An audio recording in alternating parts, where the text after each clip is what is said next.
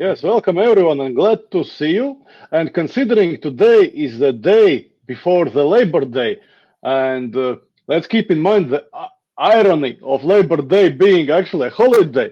So it's great to see you because it means that you are really committed to, to business growth, to aligning marketing and sales, to make marketing sales. So welcome everyone, and I think we are very, very excited about today's topic and also format because many of you know that we typically like to go really and make really long and hardcore in-depth webinars. This time we thought let's make a content a bit lighter. Let's limit ourselves to 30 minutes. Let's just talk about the most important and let's have our audience not walking away with a head full of knowledge 2 times the original size, but make sure that there are, few key messages that hopefully sticks with you and you find valuable. But nevertheless, considering that this is kind of in many countries even a short day, we don't want to keep you very, very long this afternoon. So therefore, we will be, very short and precise, hopefully. But nevertheless, feel free to ask your questions and raise any concern, whatever is important for you, because this is time for you guys, and we want to keep it like this. Nevertheless, we have shortened the content quite significantly. And maybe also use a chat window for asking your questions. And first, would be great to learn from where are you joining. So if you can just let us know where are you from and how is the weather in your location. So we are in Riga, in Latvia, and it's a very sunny, very nice, really nice weather, nice day. And I'm looking forward after this great webinar to go out and to have some walk. All right, but let's get started. I think let's get started. Let me put slides. Let's talk shop. Just a second. And slides are coming up somewhere in the optical fibers of internet infrastructure. All right, here it is. I think you know Andres, you know myself, and probably we can skip this and let's get to the point. So if we look at the purpose of why marketing exists or why companies invest in marketing, then the marketing is kind of how to say, marketing is kind of start of sales pipeline. So sales pipeline starts actually with marketing pipeline, right? And if you look at both functions, then the role of marketing is to generate demand and capture leads, right? And then on the other hand, the role of sales is to monetize demand by actually selling to leads, doing the transaction, right? And so far, so simple, right? And so elegant. But if we actually look at how marketing is doing or what are the challenges in terms of marketing organization or marketing work, then there are quite a bit, right? And first of all, it's a lack of internal alignment and support. And here I want to, ring a small bell regarding you, company founders and CEOs, because it's very much your role to build the organization in such a way that marketing actually gets the support and alignment they need. Then me and Andres have noticed that very often it happens that marketing still has somehow limited understanding of audience and limited understanding of market. Third thing is that marketing is actually very often under short-term results, right? And obviously marketing has to serve as the first part of the pipeline and help sales with leads. However, it's not the only marketing work. Marketing also has to work with awareness, with branding, with creating content, building trust, and other long-term activities, which makes sales possible at the end of the day. And another thing is that marketing very often suffers from fragmented execution. Everybody around the company needs something. They need it yesterday, and basically marketing is running from extinguishing one fire to other fire, right? And it never ends. Andres, do you agree? Yeah, I completely agree, and I even would like to share some personal story on that because I just recently had a conversation with the marketing team of one of my clients, and all these things popped up in those conversations in different words and different terms, but nevertheless, that was exactly. And I was sitting and thinking, hey, how common is all this, and how can we get out of this like a never-ending loop, you know?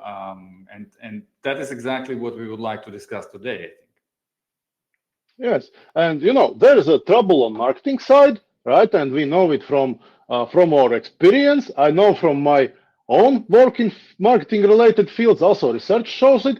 But if we look at sales, the things are not like all rosy and shiny at the sales end as well. Actually, Pipedrive, Pipedrive, it's a really big CRM, and as such, they have direct connections and emails of large number of salespeople all across the world. So they are running report. Basically, every year they're publishing state of sales report. And actually, what they are finding again and again, basically this number stays approximately the same every year, is that over half of salespeople are actually struggling to find enough leads, right? So if we put this together, we know that there are problems at marketing side, and salespeople do not have enough leads to work with typically. Then it's kind of a head scratcher. So what can we do about it? All right. And if we look at companies, what happens in companies very often regarding the marketing, and this is extremely dangerous. So be extremely careful not to get in this negative feedback loop. So you see, if company do not get like a measurable, impactful or good marketing results, what happens next? Then typically companies start to think, okay, if we are not getting results with the investment we invested, probably we should invest less and see what happens. Maybe situation improves. But once they are investing less, very often it means that they are investing so little that it's insufficient to make any impact, right? So again, we get poor results again.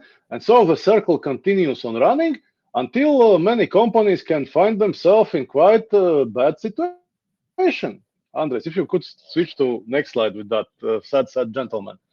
So they find out that actually marketing is a waste of money because we have seen and again that it doesn't work.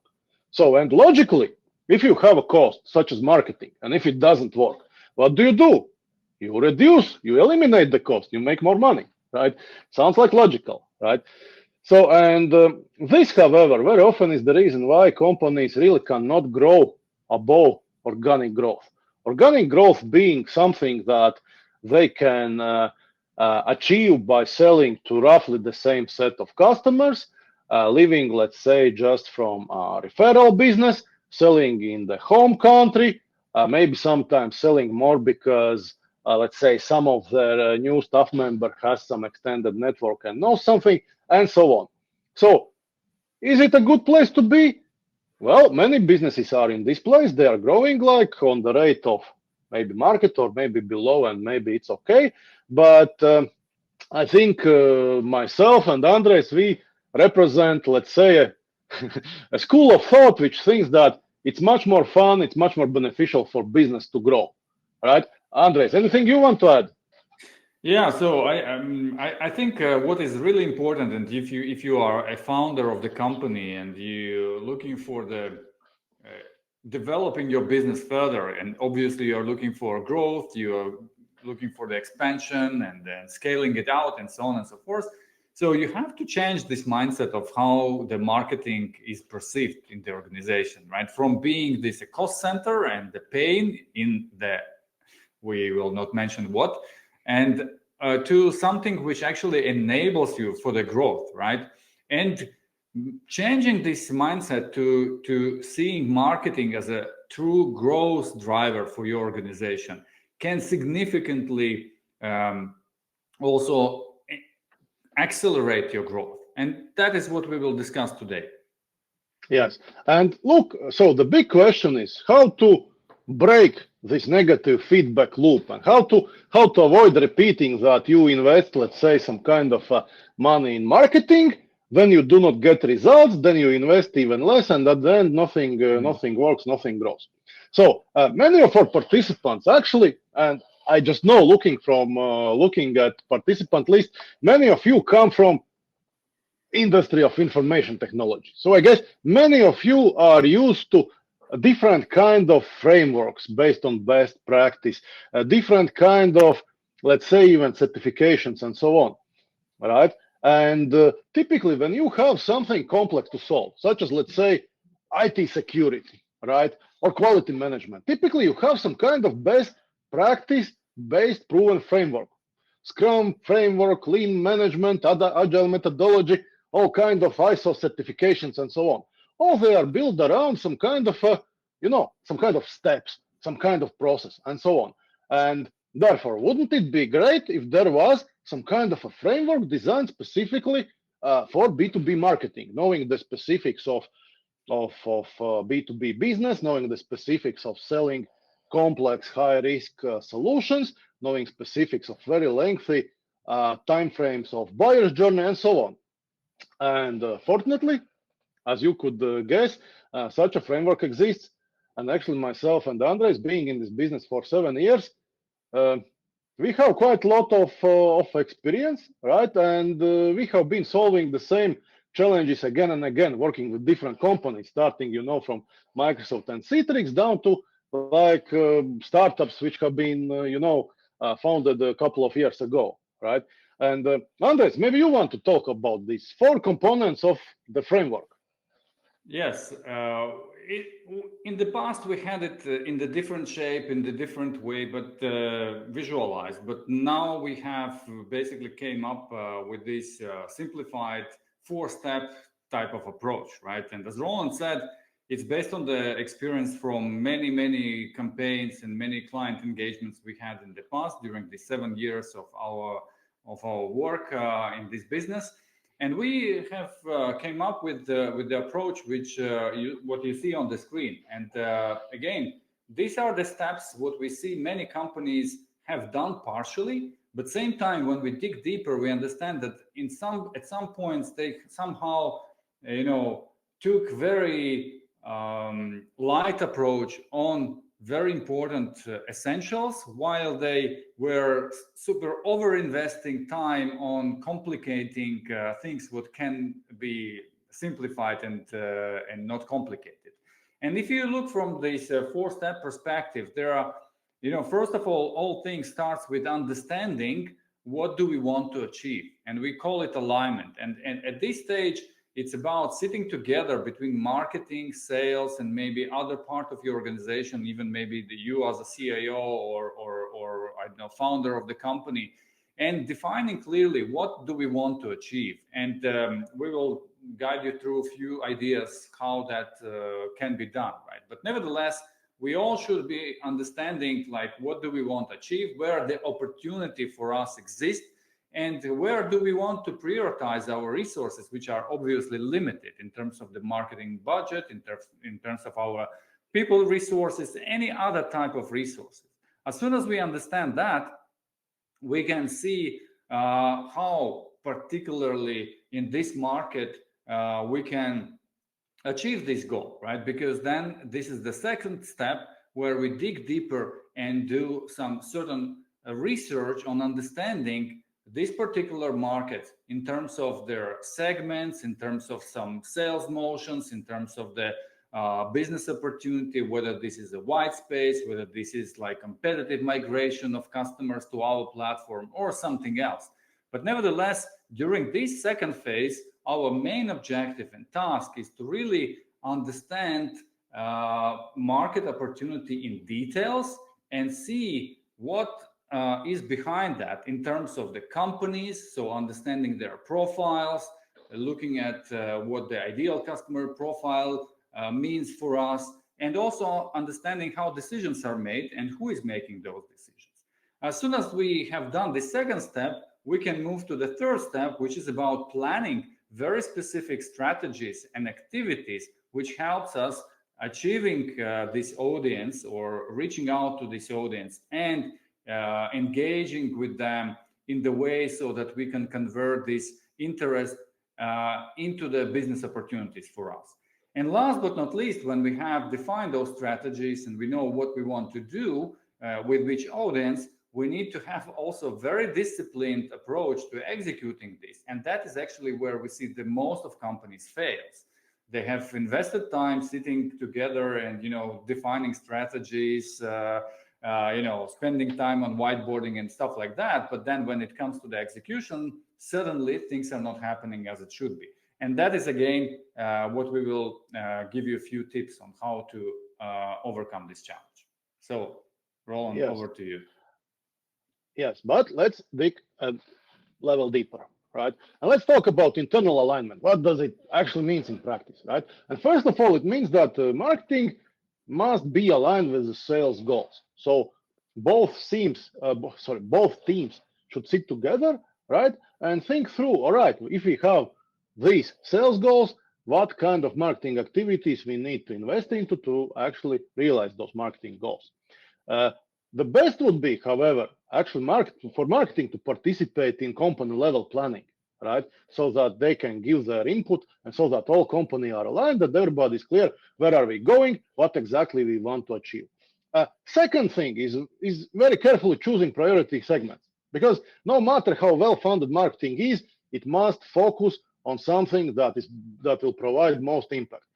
Here on the right, we have a simple slide actually illustrating that anyway you look at it, your total revenue will be a combination of sales to certain sources. This could be customer segments, this could be products, this could be countries, right? So this split of revenue is very important for marketing to really focus and understand where to put the pressure on, where to invest for the best result. Third thing is actually calculating realistic marketing investment. And here are, again, in 30 minutes, we cannot explain everything, but here is very, very simple techniques how you, using, typical spreadsheet, can reverse engineer how much marketing you need to invest in order to reach specific sales goals, right?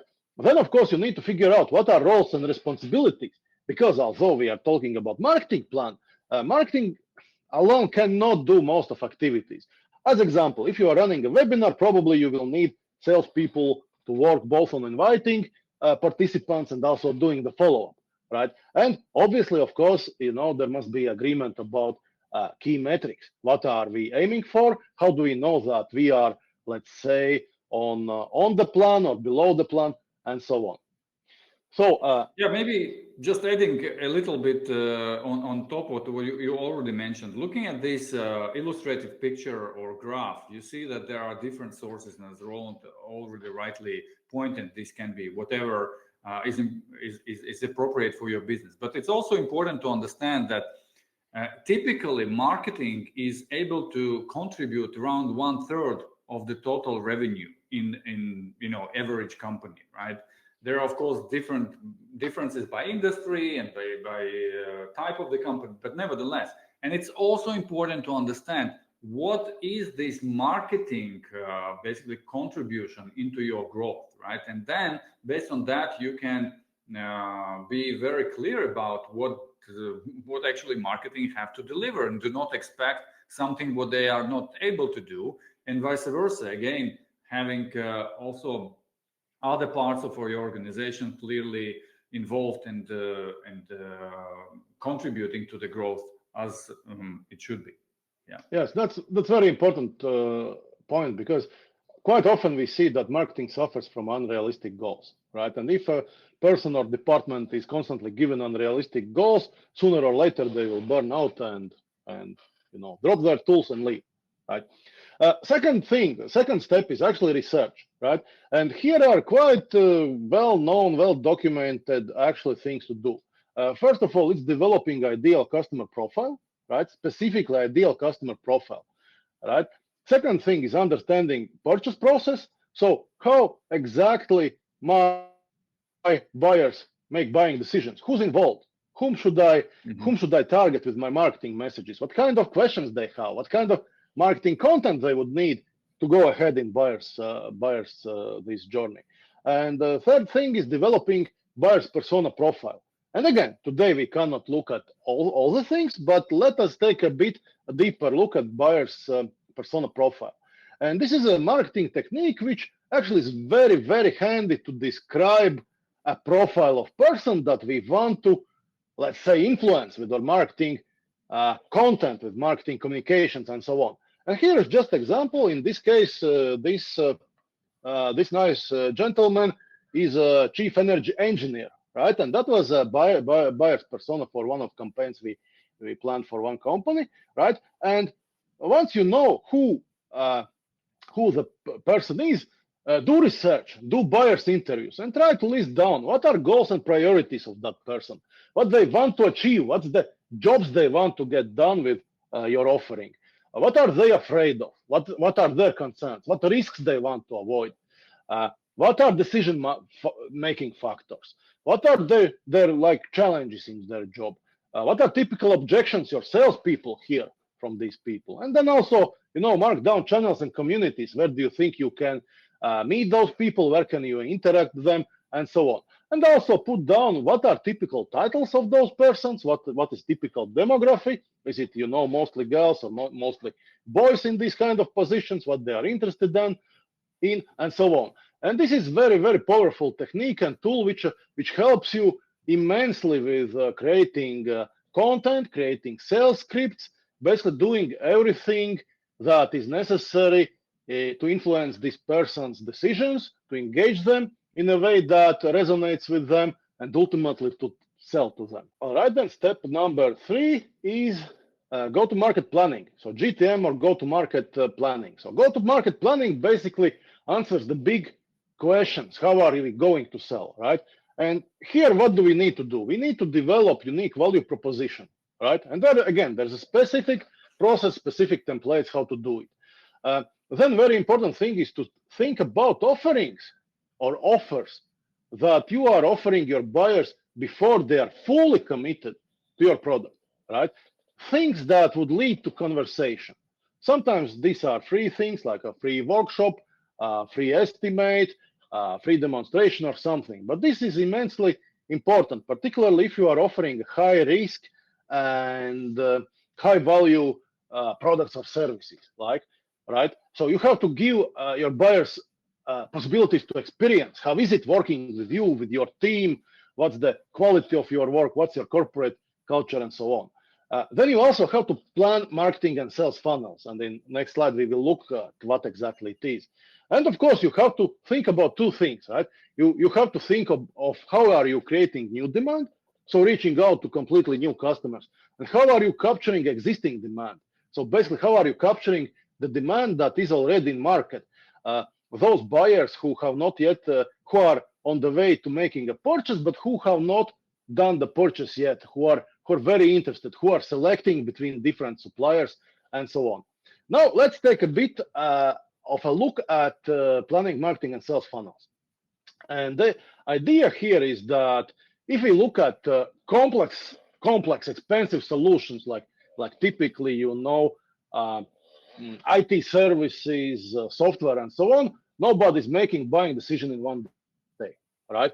Buying cycles are quite lengthy, typically some 7 months or so. And over that time, you need to think how will you help guide the buyer towards making a decision. So what kind of content can you use? What kind of sequence should you use to provide them with this content? And just to illustrate the concept of marketing and sales funnel, here's a real simple example. Perhaps somebody has seen it already before. So in this case, we are using, let's say, social networks and blogs to create awareness.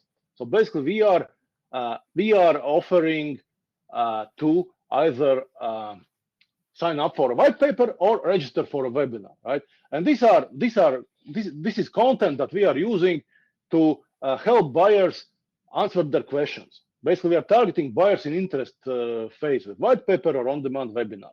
And after they have, let's say, read a white paper, they have perhaps participated in webinar as well, then we are inviting them to schedule a demonstration and have a one-to-one call with a tailored demonstration and experience a bit how the solution works, how it would work specifically for customer, and so on. And once that happens, we consider it a marketing qualified lead and hand over to sales to close the deal. Again, this is just illustrative, funnel. For many companies, funnels are much more complex than that. And also, I must say that for some companies, funnels are much simpler than that. The point here, however, is that you should really think about how you will use marketing content, how will you help your buyers to make decisions, how you will answer their questions, gradually guiding them towards a purchase from you. And then fourth step in the framework is execution, right? And execution is super important, right? Because it's a part of system. No matter how good ideas you have, no matter how creative you are, unless you can execute every day in a very disciplined manner, this will not work, right? And in terms of execution, there are, again, several elements. First of all, you need to prepare a content plan, right? And typically for majority of, let's say, complex technology products or services, content makes great deal of sense because you need to educate buyers, you need to explain how you are different, you need to build trust with your competency, which you can display through the content, and so on. Then you need to prepare an integrated marketing activity plan. Basically, marketing needs to take ownership of that, right? And here you need to have very clear understanding what kind of activities you will do, what will be objective of those activities, because unless you have clear objective, it doesn't make sense to do anything, right? Who does what when? Is it marketing responsibility? Does it relate, let's say, to product people or to sales people? And what's the status, right? And then you also need, apart from creating a plan is not one-time exercise, right? You make a big plan, let's say once or two times per year, but then you need to keep this plan alive. So you need to have regular cross-functional and management reviews. And there are things you must do weekly, monthly, quarterly, just to make sure that marketing is online in terms of meeting its objectives. It's in complete sync with sales, and so that if something doesn't work, it can be stopped. And if, let's say, something doesn't happen according to plan, something can be started, right? So it's also very much relates to managing changes, right? And at the end, there also should be a certain, quite practical template to use for marketing planning. And again, this is something that we are taking a closer look at. And here is just, for illustration, how, marketing activity plan probably should look like, right? And it includes what? It includes things like stage and buyer's journey, activity name, description, targeted ICP, objectives, timeline, basically everything, all right? And Sorry, Roland, for interrupting. I give you a bit of a moment to take a breath or a sip of water, but. What I would like to mention meanwhile is that many of you can wonder, like, hey guys, what new are you telling us here, right? Because marketing plan, we probably all have marketing plans already. But I think if we come back to this previous slide, what Roland mentioned is that there are, first of all, certain elements which needs to be part of this plan, right? That's the one aspect. What you need to make sure that your marketing plan is containing all these elements. Secondly, as we mentioned in first 3 steps, there are certain elements which must be present in your marketing plan. So as what the ICP or ideal customer profile we are targeting with this particular activity, what stage of the customer journey we are kind of facilitating or addressing by this type of activities, and how actually we're moving with this or another activity those potential customers from one stage to another, so that actually develops the interest and helps us to close as many possible deals as we need, actually, right?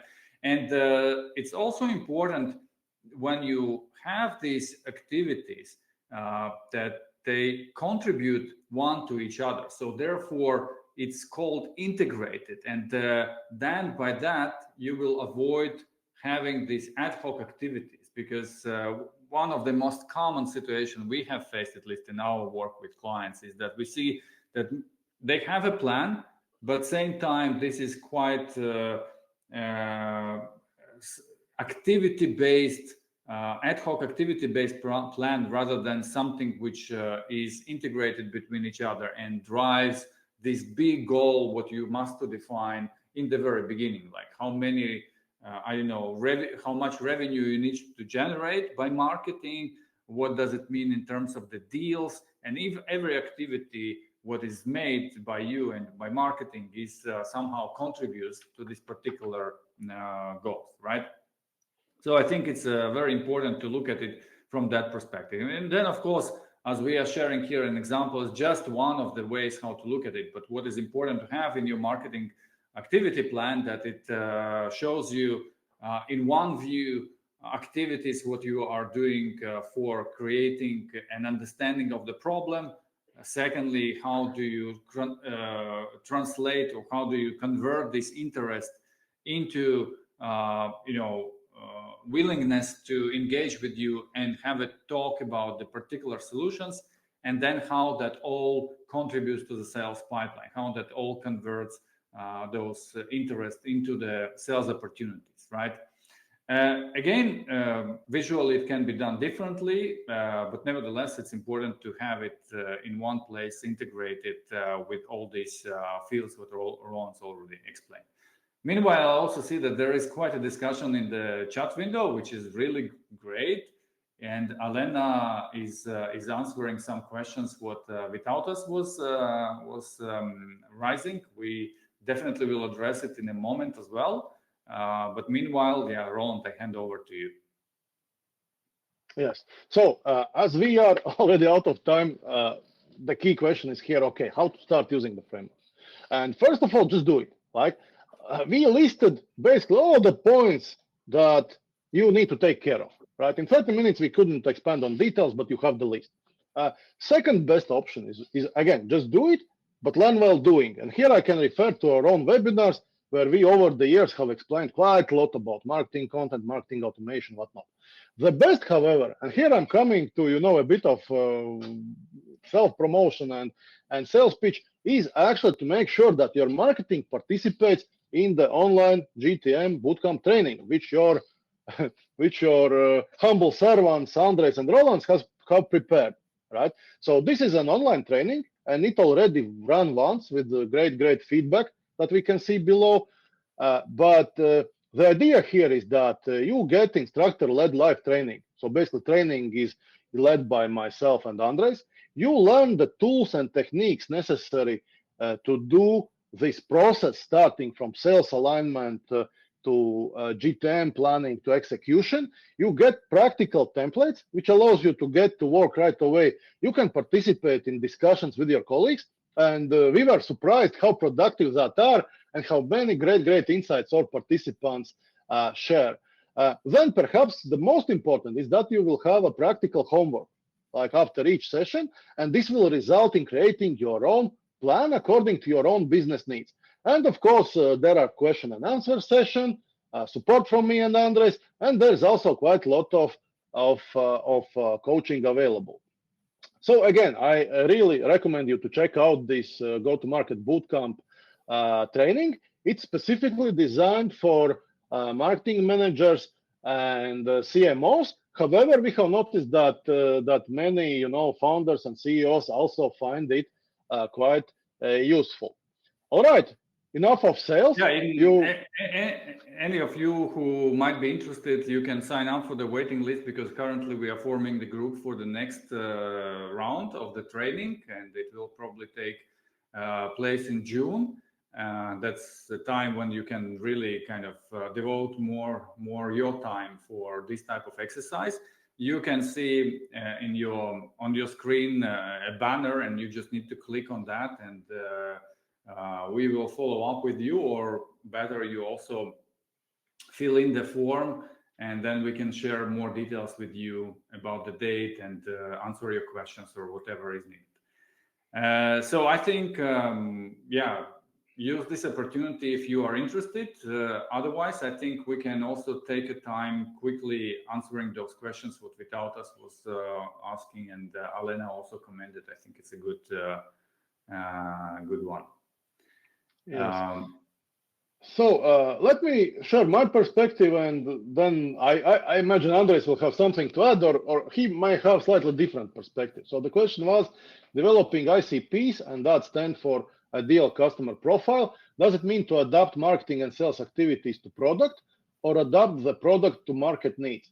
So from my perspective, I'm looking at this in the following way, that if company is not really new in market, it already must have quite a number of customers. And if you look at the customers that you are having right now, and if you are evaluating how satisfied they are with your product, how profitable they are, how easy it is to work with them, you are likely to identify clusters of customers that seem to be better than others, and try to look and see commonalities of those customers. There are chances that you will identify specific profiles with customers with specific size, specific technological stack, specific maybe business situation that seem to be the best of your customers, right?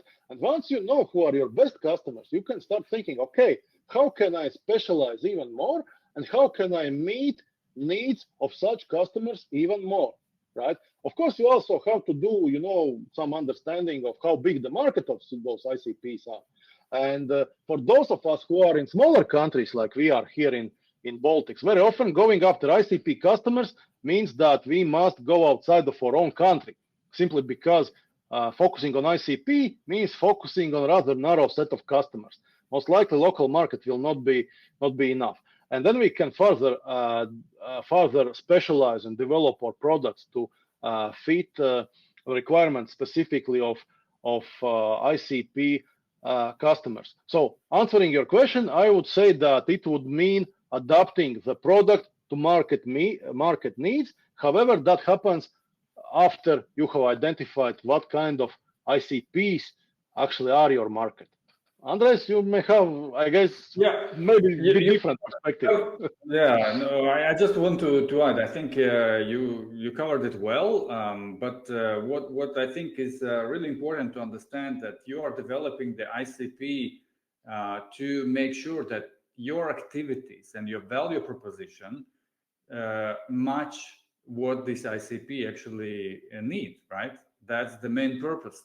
So if you understand who is your ideal customer and what are the attributes of this customer and what are the conditions of this customer which can help you to sell them, right? So which makes them need your solution, which makes also maybe select your specific solution, and so on and so forth. That the main purpose of the ICP, to find this type of customers among many others on the market, which fits you best, right? And whom you can serve the best way with your product. So therefore, I think it's mainly put it that you developing the ICP to make your activities and to make your value proposition more efficient, more relevant to them, right? And have better results. That's I would see. Yeah, and I would say that we actually spend quite significant time on covering specifically ICP and what are the ways to identify ICPs, quantify ICPs, and so on our training. And what I read from Alena's answer to Vytautas, I also would say that I agree. Yes, and of course, in general, these all are good things. But again, essentially, what you want to achieve by ICP is that you target right companies, and secondly, you do not spend your resources and time on those who are not good for you. And that's another very important aspect of the ICP, because many companies are investing their resources to potential deals or opportunities or contacts who will never become their customers, in fact, or they will become it for the very short time or for a very low revenue or whatever else. So you kind of trying to do your job in best way because you want to sell, but in reality, then it does not make sense for you, because you may be over-investing your time. Maybe this customer will be not staying for very long, or maybe they will generate very little revenue for you. It's also possible. So that's why you want to target only those who actually meet certain criteria and make a really good, profitable business for you. or with you as a partner. Yeah. Okay, good. I think that was a good question, and that reminds me about this bootcamp where we had really nice conversations in this same manner, where we dig deeper into all these specifics and discussed in details. And yeah, if any of you would be interested to join this great exercise, let us know anytime. We will be happy to continue this conversation. Otherwise, I think we just want to wish you all great rest of this day. And if you have a holiday tomorrow, enjoy it. I wonder what is appropriate, like this greeting for Labor Day. Should we wish productive Labor Day or unproductive? I think let's wish everyone to have really fun on the Labor Day. Relax your labor and brain muscles, and see you back at work then on Thursday. If you're not taking vacation. Anyway, thanks a lot, guys, for being with us, for your active participation, and then we are looking forward to our next conversation. Thank you very much, and have fun. Bye-bye. Bye.